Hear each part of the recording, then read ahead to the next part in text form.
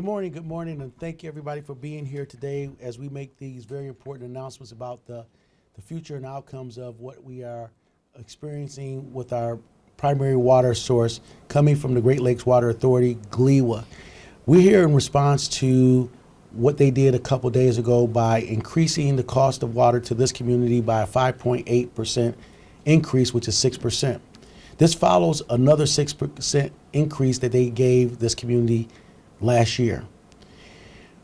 At a time where families are struggling, at a time where families are going through so many variables as it relates to income for their families, the commodity of water is very important. This administration believes that water is a human right. GLEWA, Great Lakes Water Authority, has been administering increases to this community for the past 5 or 6 years. We cannot continue to sustain the difference, making sure that we don't pass this increase on to our end users, which are the residents. We have council members behind me: Council President Candace Machat, Councilperson Judy Priestley, Finance Chair, and Councilwoman LaShawn Johnson. We are here in standing in solidarity, saying that we will not pass on this increase to our end users. Though that our provider has been providing and administering increases, we have been putting money into a water stabilization fund so we can adjust the difference, not passing that cost on to you, the end users. Last year, we placed $2 million in the water stabilization fund to make sure that increase of 6% did not hit you, the end user. This increase is going to start next year. We're going to propose a $1 million implement into our water stabilization fund. This administration will present that to the City Council. City Council then will have the opportunity to weigh in to be able to make sure you, the end users, are not negatively impacted by these increases. You know, as a resident of this community, as a lifelong member of this community, it is deeply disturbing because sometimes these things feel like it's mean-spirited when we talk about the high cost of water, especially to this community, and the level of increases that's occurring. It's emotional for me because my friends, my family, my neighbors are being impacted by this. And as a mayor, neighbor, and friend, we're going to do everything that we can to make sure that we make the difference up for you, the residents. The $1 million proposed increase to the water stabilization fund will keep these costs from hitting you, the end users, throughout the fiscal year of 2028. But we have to weigh in together. And I want to thank each and every one of the residents that weighed in.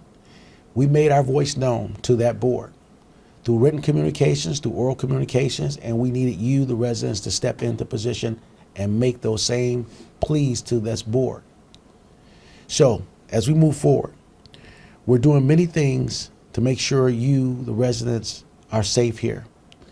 The dollars for water filters supplied by the state of Michigan has exhausted themselves.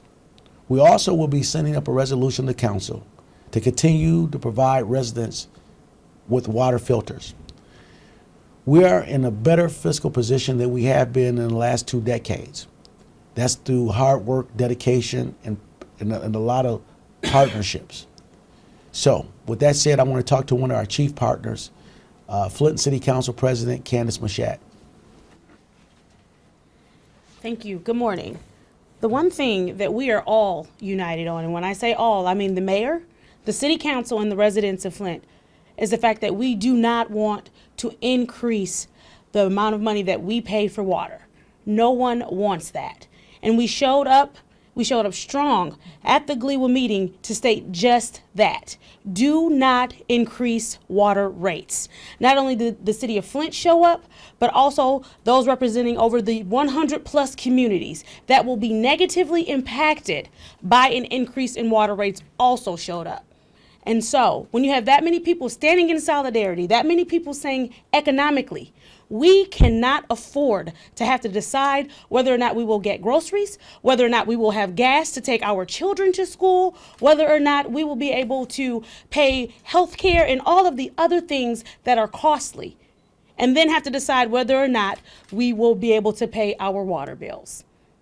That's just simply not fair, and it is inhumane to have that many people show up to represent over 100 communities, and the answer feel like we basically, every word we said fell on deaf ears.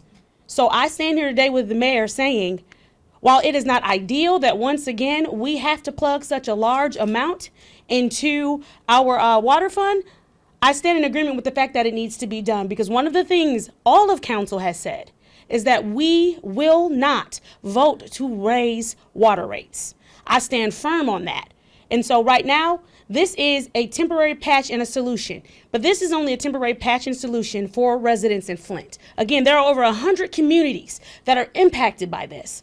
And what it looks like, it looks dangerously close to water going toward privatization when it is a public utility that should remain where the public can have a voice and where their government that they choose, that they can control what does and does not happen, still has a voice in it. And so I am urging the state of Michigan and the legislature at this point to step in and say that these rate hikes cannot continue, especially in economically depressed communities.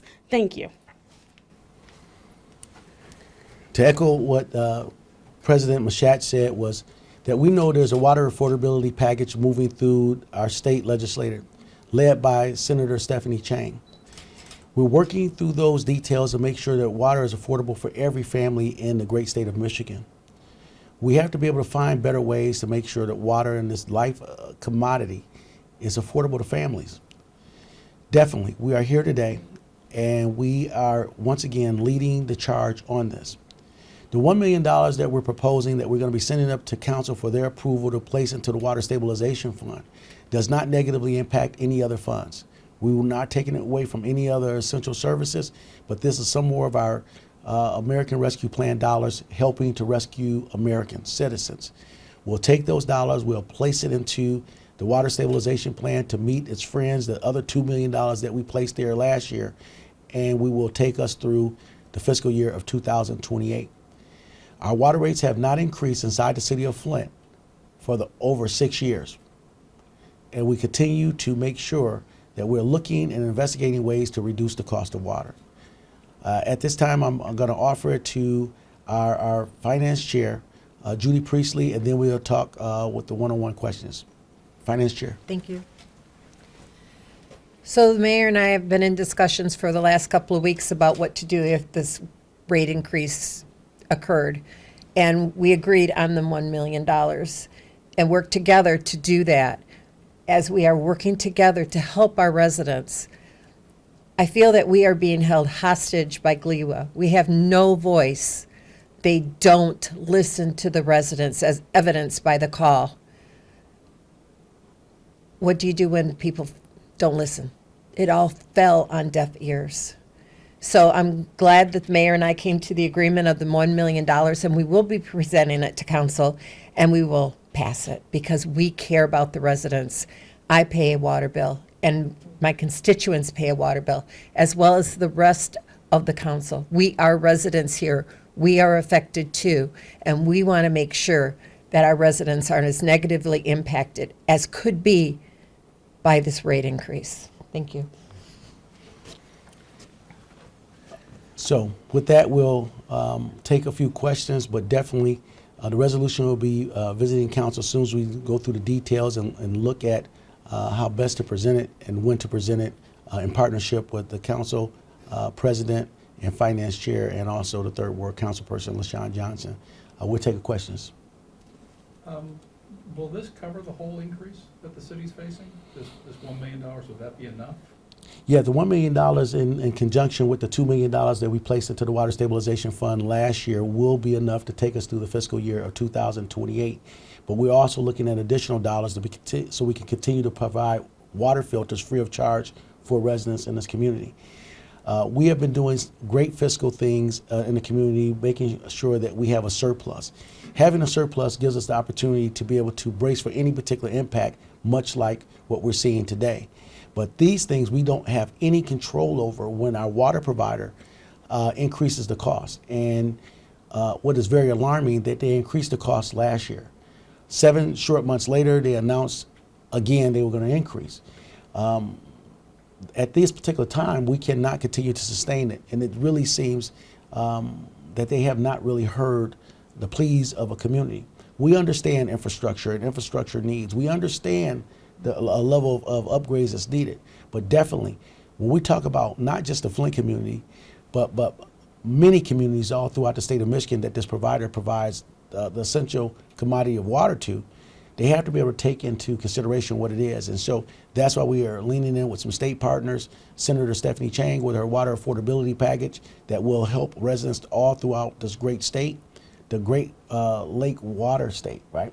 And so we have to be able to show the world that we're standing in unison to be able to talk about this with great detail and come up with a solution. Solutions are out there, and we just need to be able to be better in finding those solutions where it doesn't negatively impact people. Can the city continue to do this every year if Gleewood keeps hiking rates 5, 6, 7%? No, and that's why we're talking about it now. We have to get in front of this and be proactive as we engage this space. That's why this administration put out the plea for others to be able to engage and weigh in with their voice. President Mashat used to tell me many years ago, giving me the quote from Zora Neale Hurston, that if you're silent about your pain, they will kill you, and said that you enjoyed it. I wanted my neighbors and friends and family, much like these council peoples, that are impacted as well, because we pay water bills too, to weigh in and hear a unified voice just beyond what I say. I've communicated to them strongly, but definitely I needed the community to weigh in. Ron? Yeah, the contract with Detroit, is that something that is still being examined to see if there's been any breaches of it, or if there's any way for the city to escape it? Otherwise, we're kind of in the same boat for the next 20 years, right? Yeah, in the history of that particular contract in which you're referring to, that contract was signed in 2017, and it was a 30-year contract, 30 years. And we have 33 units of government inside of Genesee County. Flint is the only community inside of Genesee County that is still using GLEWA for its primary water source. The rest are on a well system or using GCDC Karagandhi. And so we still have about 23 years or so on that particular agreement, which was a long 3-decade agreement. Just when you think about 3 decades and who signs an agreement into that, is very problematic, because it gives us no ability or limited ability to forego anything like what we're facing now. So to answer your question, we're going to examine everything that we can, but I think the quickest and the most expedient thing is that as the state legislators are engaged in the latter part of their session, that the water affordability package is ready to go. Flint has signed on for this package as one of many communities, and so we're in concert working with Senator Stephanie Chang. Her and I served together in the State House, and so we understand what this is and how important it is for water affordability, whether it be Flint, Highland Park, Saginaw, or any of the other communities that are facing this, whatever water system that you may be on. But this water affordability package will speak to all water issues inside the city of Flint as far as affordability. Eric? I'm good. Okay. With that said, we'll break. Yep. Go ahead. Just the water affordability package basically caps low-income households at 2 to 3%. Why not just make it that utilities can't raise rates higher than the rate of inflation? That would cover everyone in the community. And that's a good point, and we're trying to perfect that. I'm not a state legislator anymore, but we have a great relationship with those state legislators, and we need to increase that dialogue. But we know the people that are most significantly impacted in a negative way are those that can least afford this level of increase. As President Mashat said, making a choice between food, heat, rent, or water is not a really fair choice. As an administration, I believe water is a human right, and we're going to continue to fight on this platform that we have each and every day to find solutions, to looking for our partners, whether our partners are GLEWA or whomever in this dialogue. But definitely, when they listen to a community of multiple people, and then take a vote minutes after in a unanimous fashion shows that they already had their mind, in my opinion, made up. And so we have to go back to the laboratory to figure out how we can sustain our infrastructure as well as sustain the lives as families try to move forward. We are a community that has been bruised and battered, and we are coming back. We're rising. But every time we get a hit like this, it can be devastating for some families. But this is more about, they just raised the rate 6% last year. Less than a year later, they announced another rate increase. After, the infrastructure exploded in 2022, and negatively impacting 22 communities throughout the state of Michigan. So we have to really figure out a way to be able to afford water, support the infrastructure without having these more regular water rate increases. It would have been more palatable if they would have said 6% last year increase. Let's look at 2 years from now, 3 years from now, and look at another increase then, not just another increase the very next year or and with months of one another. So, our actions here to make it clear: the administration is preparing a resolution for $1 million to go up to City Council. Then City Council President and our council people behind us will take the ball. It has to have a majority vote there at council to be able to vote, to be able to put this dollars into a water stabilization fund. And what will happen after that is that our end users would not have any increase, as we have been sustaining no increases for the last 6 years for our residents. This will impact them in a positive way, that they won't have to be able to take on this increase that our water provider has voted into action. And so this stabilizes the water rate currently, and as we continue to investigate ways to make water more affordable with our state partners. All right, and we want everybody to be on board with this. This is a bigger problem just for the city of Flint, but all the communities that has been impacted by these level of increases, frequent increases. All right, with that, good. Thank you all for coming. Thank you for being here. God bless you.